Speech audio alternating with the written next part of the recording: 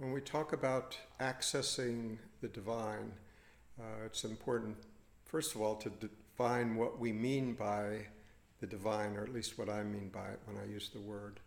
By divine, I mean everything.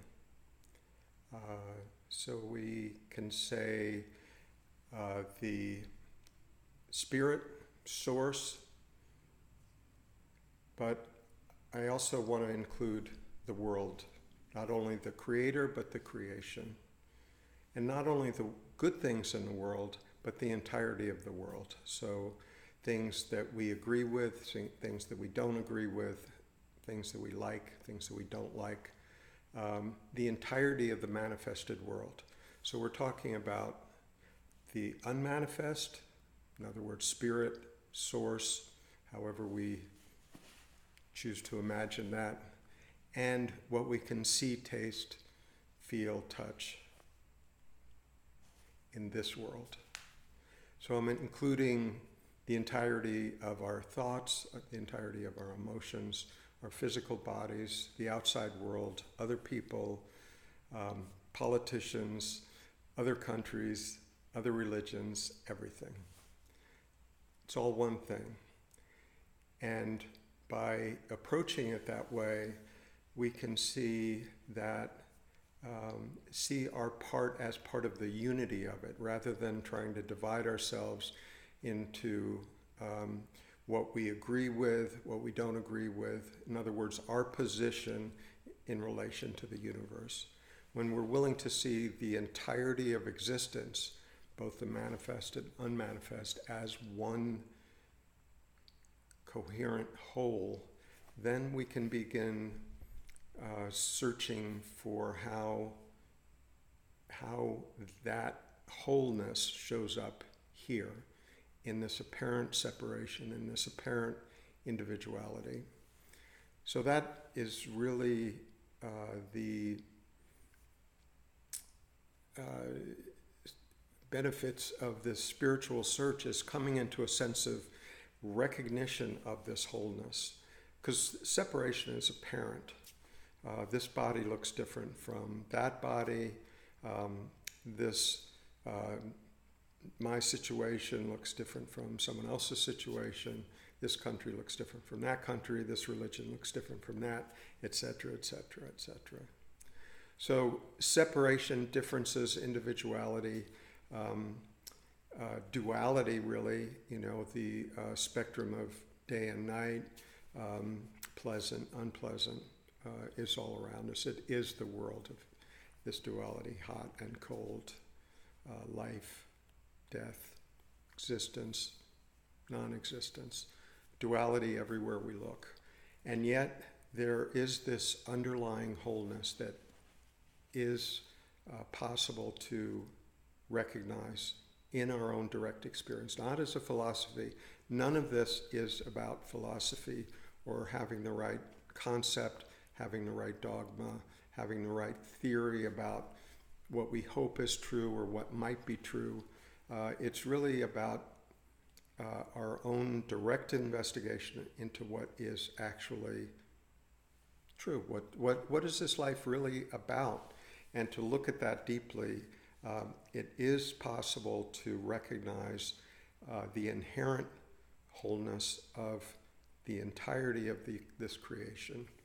So by the divine, I'm not separating life into the worldliness and the divine, spiritual and the material. I'm saying that the entirety of it is a divine creation. It's created, and this is the expression of that creation. So it's really not possible to separate the creation from the creator any more than it's possible to separate the dance from the dancer, the song from the singer, etc. It's actually all one thing. So there's the unmanifest and there's the manifest. We're all familiar with the manifest. Looking for the real depth of life is really to get comfortable with the unmanifest. And it sounds perhaps at a distance from where we're at now, but it's really not. We actually have the experience of the unmanifest in all of our lives, and it is directly accessible through our simple, everyday, awake consciousness. Just the consciousness with which you are noticing these words being spoken right now. That consciousness, not a special, elevated consciousness, but just simple, everyday consciousness that recognizes what these body minds are registering as sensations, as thoughts, as emotions. That consciousness. That consciousness is not a thing. We can't step back and look at it. It's really of a different dimension than these bodies, this physical surrounding that we see and touch every day. So consciousness is really our connection with Source.